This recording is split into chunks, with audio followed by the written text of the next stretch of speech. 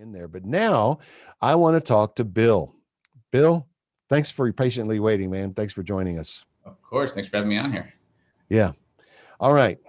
So what I've told everyone, Bill, is that you can help people develop um, unsecured business capital. And I Okay. don't know if you have anything you want to throw on the screen, that's fine. But tell us what you mean by unsecured business capital, and then let's take it from there. Yeah. So the unsecured business capital, meaning basically what we focus on is what we call credit card stacking. Just like you guys probably have personal credit cards that have crazy high interest rates, you can use them anywhere, right? You can use it to purchase a TV. You could use it to pay your bills. You could use it for pretty much anything. What we focus on, though, is trying to separate your personal credit from your business credit. Because as most people know, when they charge their credit cards, their credit scores go down, right? So if some people have worked on flips and they've used their personal credit cards, which most people do, they see that their credit score suffers because of that, right? So by doing it this way, by doing it the way that we do it, we separate your business credit from your personal credit, get you access to high limit business credit cards so you can use them for literally anything that you want, and your credit score stays intact. So that's really the goal with it. And it being unsecured, the fact that you can use it for anything, it works really well in the real estate industry. Okay. So we formed an LLC. Can we just go out and apply for a bunch of credit cards for our LLC? How does it actually work? Yeah, so it doesn't matter how old your business is, which is kind of a common misconception. A lot of people think that the business has to have existed for a number of years and have financial, tax returns and all that kind of stuff. But the reality of it is, when you apply for a business credit card, they're not really looking at the business too much. They're more looking at your personal credit just to see if you're creditworthy. So as long as your personal credit is good, you should still be able to qualify for business credit cards under that LLC, and it would actually separate the two. So the new credit cards would only show up on the business's credit report and not the personal credit report. And the nice thing about, as long as you know which credit cards to get, which is really what we specialize in, we're making sure that you're always getting that at 0% interest. So we can get somebody 0% from anywhere up to between 12 and 24 months on those credit cards. So if somebody was able to get access to $100,000, let's say, at 0% interest, what would that do to their real estate business, right? We are kind of like we're not a one-all solution that can do everything for you in the real estate industry, but we're kind of just another tool to put into your tool belt, right? So, you've got guys like, Chip and Eric that are here to be able to help fund people by giving them hard money, right? But I believe they said there's usually you have to have some sort of skin in the game, right? Yeah. So this is something that can be used for that. So if a lender like that wants 10% down, you can use the unsecured capital that we can get you at 0% to use that as your skin in the game. Typically, and I don't work with them directly, so I don't know how their process works, but typically when you're working with hard money or private money, they will fund the rehab for you, but you need to put some money up front to get things done. You show invoices, you show progress pictures, and then they'll give you a draw to give you the money to reimburse you. Again, not sure if that's how they work, but I know a lot of them do. In this situation, you can actually float those costs with the credit cards as well. So now you're not coming out of pocket at all, which makes things a lot more realistic for the average person that wants to get involved in real estate. Yeah. Well, I just thought of another thing too. How about this? You buy one of the bore houses for $20,000, then you sell it for $60,000 as is, where is, and sell or finance it to somebody. And once you have the property stabilized and somebody's in there, sell a half interest in that property to a friend who just wants to make a decent return on their cash. They'll end up making around, 7 or 8% return on their cash. But you sell half interest in that property for half of the sales price, which is $30,000. So you get enough money to pay back your $20,000 purchase and do it all over again. I never ever thought about that. That's crazy creative. Yes, but that would definitely work. I mean, you're basically, our motto with this is really like, we make every buyer a cash buyer. So you're literally able to negotiate and do creative things like that because you essentially have access to cash. I know a lot of people get concerned because they think, you can, Visa is everywhere you want to be. That was their motto back in the day, right? But it's not at a closing table. Like, you can't take a credit card to a title company and pay for a property, right? It just doesn't work that way. But we do have methods where we can liquidate the cards into cash and still keep you at 0% interest. So you can use it as a down payment. You can use it for full acquisition if you buy a cheap property like that. I mean, this is kind of how I started. I recently actually still bought a property on the south side of Chicago. It was a 3-unit. I paid $20,000 for it, used 0% credit cards, put $100,000 into it, use 0% credit cards, and then rented it all the units Section 8, and it's cash flowing like crazy. So, I mean, you could, in the right areas, do acquisition and rehab with this. But obviously, that's not going to be the case in every part of the country. Okay. So now here's the, I don't know if it's a $64,000 question, but this is this is the put Bill on the spot question. Why do they need you for this? Yeah, it's an amazing question, and people should always ask that because obviously we come with a cost, right? I'm not going to work for free, so why would you pay me to do this versus doing it on your own? And the reality of it is, one of the number one reasons why you'll be declined for credit is having too many inquiries on your credit report. And if you don't know where you're going to apply, if you don't know where you have the highest probability of being approved, you're going to waste inquiries on your credit report and cause the other accounts that you apply for to get declined. So I've been doing this for 12 years. We've funded, well over $300 million worth of 0% credit for our clients. I know based on looking at your credit report exactly where we can go to get you the maximum approvals. We understand all the bank's guidelines to know, how we're going to be able to get you approved, how we can get your credit limits increased, what's going to report on your personal credit, what won't, how to get access to cash and still keep it at 0%. It's really just all of the tricks that we've learned over the years. Just like, you kind of said at the beginning, somebody could sit here and they can look online and watch a ton of YouTube videos, which there's great ones out there, and learn how to flip houses on their own, right? But you're going to fast track that entire thing for them. And the one thing, not to make your ego any larger here, but I've worked with most of those seminar companies that you've talked about, the hotel guys, right? I've worked with a ton of them, and I know what they charge. And that's the one thing that makes you stand out amongst everybody else is the personal touch. Because you're right, when you're paying that high $30,000-$40,000 package and you're working with one of these big seminar companies, the person that you're talking to is some 19-year-old kid in a cubicle, and they're looking up rules on real estate as you're asking questions. That's the opposite of what you do. You know what I'm saying? Like, you sit and you work with the people, which is exactly what we do. You can look it up online and try and figure out which credit cards to apply to, but I've done it a million times, and I can look at your profile and tell you exactly what's going to get you the best results. Yeah. And of course, all of you should know too, that I've seen a lot of things and heard a lot of people. And even when I first met Bill, I know about the credit card stacking thing, but here's a guy that has gained my trust, and he did so pretty quickly. And I knew that I wanted to have him here today. And actually, he's joined us on fairly short notice, but I do appreciate that. So if you guys have questions that you want to ask Bill, put them in the Q&A tab. I'm going to open up the Q&A tab now, and I will try to get to everybody's questions before we get out of here. But what's the process, Bill, for getting this started? If somebody wanted to start this thing with you, like say they want to do something today, how would they get started? And I think the next question is, how long before they have money? Yeah, so I'll put a link in the chat here momentarily to where you guys could see what you could be pre-approved for. When you go through that process, you'll literally click on the link, you'll put in your basic information. It's going to do a soft credit pull. So it's not going to have an inquiry on your credit. There will be no impact to your credit. And it'll basically come back and email you right away telling you how much you are pre-approved for, okay? If you wanted to move forward with that, then we would be sending you just a quick electronic application.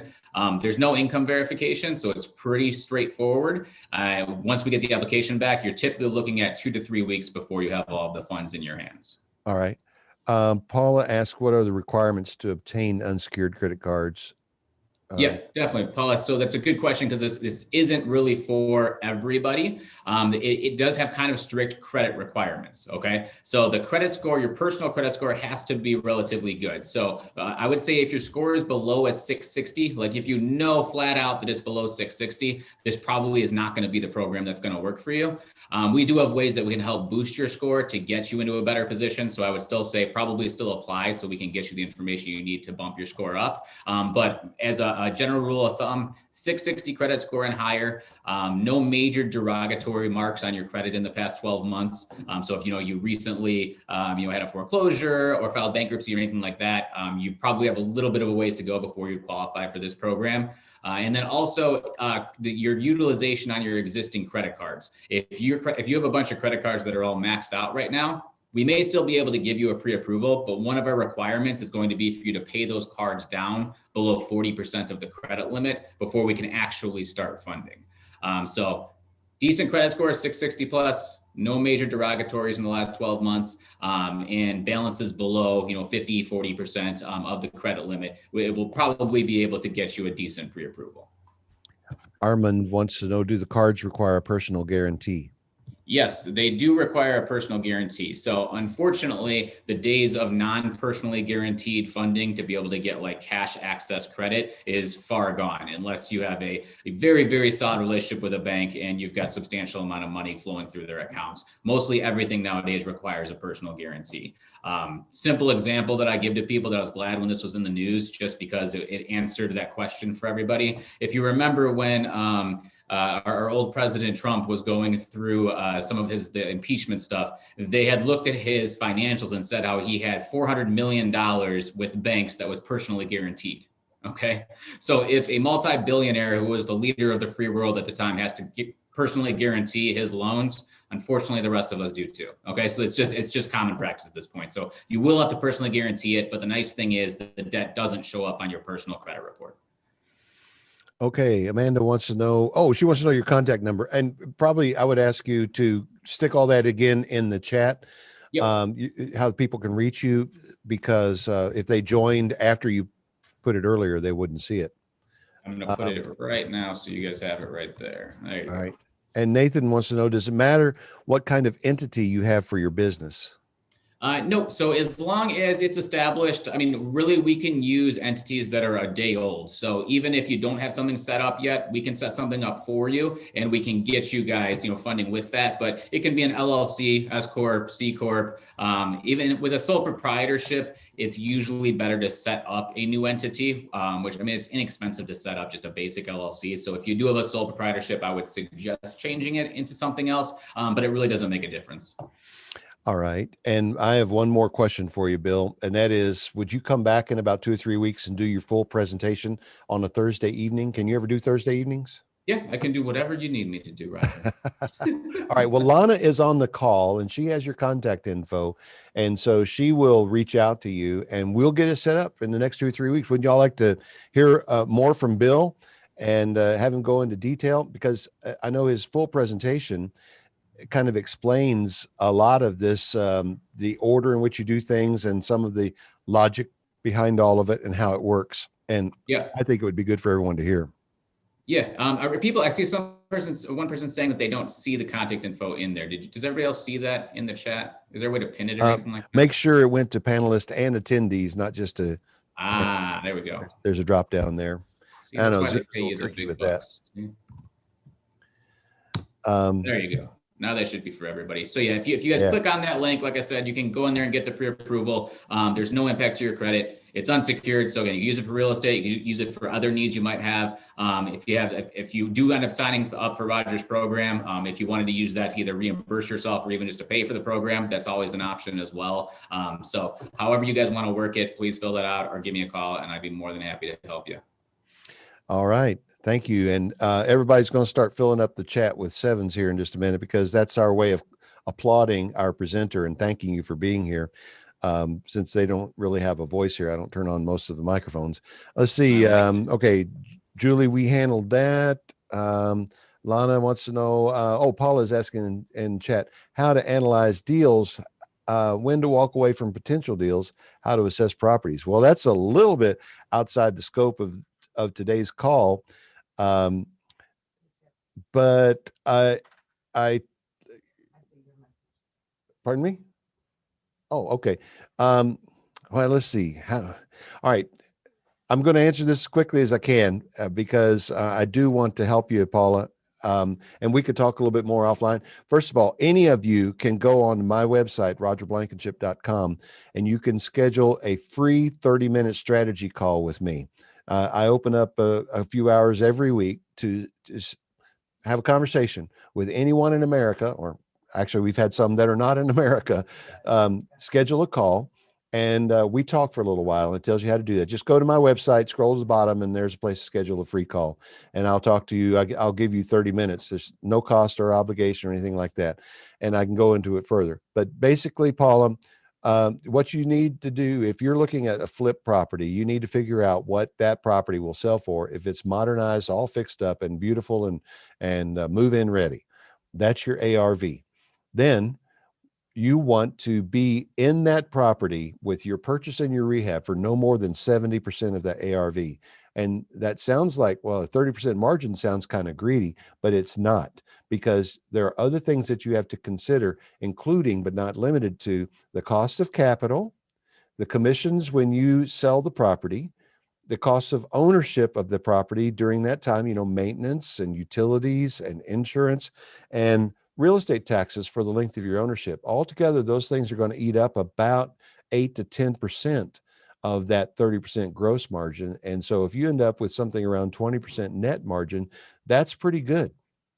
And the other thing that is the real wild card here is when you buy a house that someone else has lived in, and maybe it's an older house, the rehabs become a little bit of a question mark. You always have to have contingencies. You always need a little bit of room in the budget for things that go wrong, because you almost invariably end up discovering things and spending a little bit more money than you intended to when you bought the house.